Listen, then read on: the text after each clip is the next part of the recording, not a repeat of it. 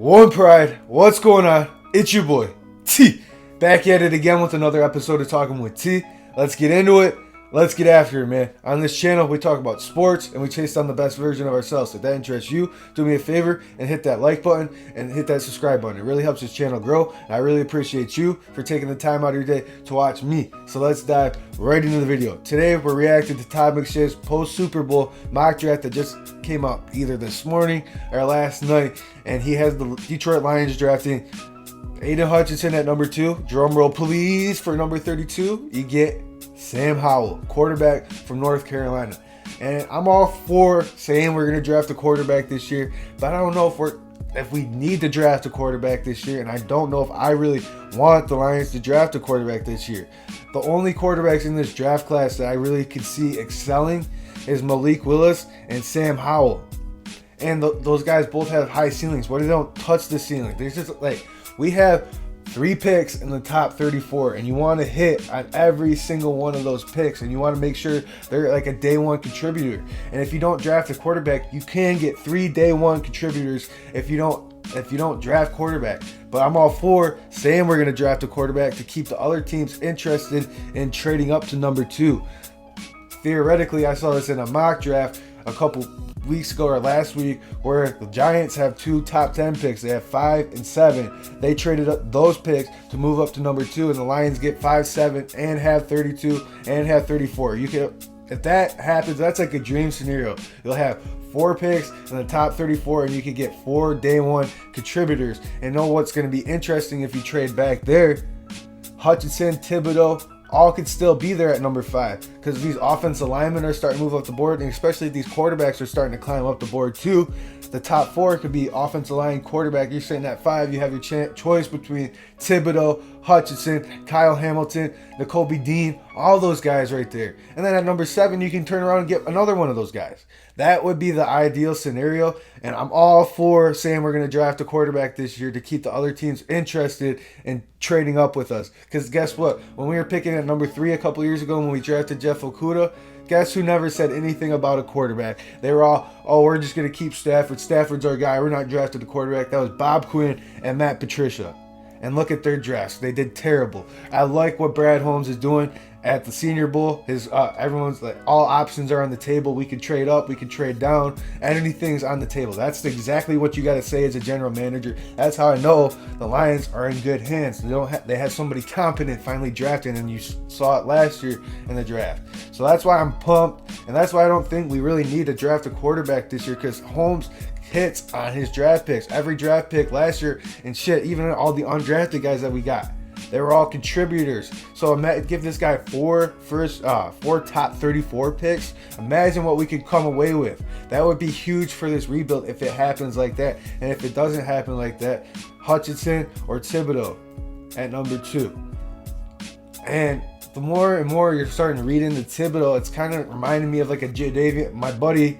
I didn't come up with this comparison. My buddy, we were hanging out last night, compared him to Jadeveon Clowney. Have one good year and then fall off. I can see that happening because Thibodeau's had the hype of Clowney throughout his whole college career. Hutchinson's been a baller. He fits the mold of what Dan Campbell is building here. He fits that culture, a relentless motor. He's just going to keep going, and he's going to keep working, and he's going to get after the quarterback. I watch this guy ball out every Saturday for this past year. This guy has a relentless motor, and he's not going to take his foot off the pedal. So I'd be pumped with Hutchinson, but if we trade back, man, that'd be the ideal scenario, because you're gonna have your options between Kyle Hamilton, Nakobe Dean, Devin Lloyd, all them guys, Sauce Gardner. Like, you're gonna have all those defensive options if you trade back. Rather at number 2, you have the pressure of, do I draft Hutchinson? Am I gonna get it right between him and Thibodeau? So trading back is my ideal scenario, and I want to acquire as many draft picks as we can, because this draft class is loaded with defensive talent. And another mock draft that I saw last week that I'd be pumped about if the board fell like this, they drafted Hutchinson at 2. At 32, they drafted Jahan Dotson, that wide receiver from Penn State, which would be huge. And then at 34, you draft Daxton Hill out of Michigan. That's 3 starters right there that are going to come in and contribute right away. I'm super pumped about this draft. The more I keep looking into it, the more I'm excited with Brad Holmes as our GM, and we don't have Bob Quinn, who's just gonna panic at number 2 and draft. Oh, who people like? I'm excited to see what Brad Holmes can do with this draft class.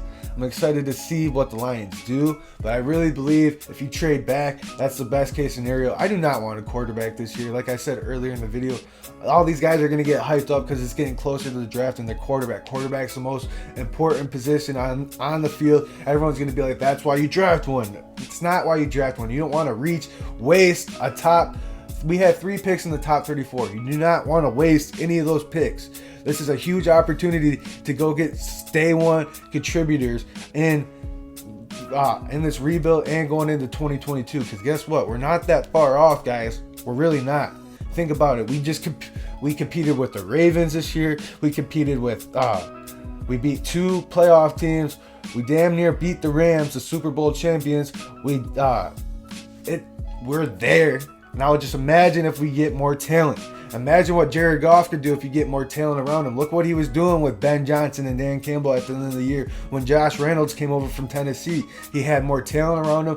Amon-Ra St. Brown was going off, and the offense just started clicking because he had more talent around him. You get Jared Goff more talent around him, I want to see what he can do. He barely had any talent around him last year. Khalif Raymond, love the guy, nothing against him, but he's not your number 1 wide receiver. He's not your number 2 wide receiver. He's your gadget wide receiver that's in the slot, and you can't rely on him to get open all the time because he's a smaller guy. This is why this draft is so key. This is why this offseason is so huge for the Lions moving forward. You got to get more talent around Jared Goff, and it wasn't Goff's fault why he was looking so bad at the beginning of the year.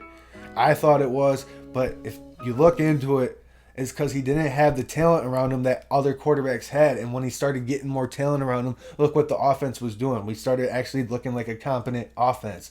And it's your boy T signing out. One Pride. Let's go.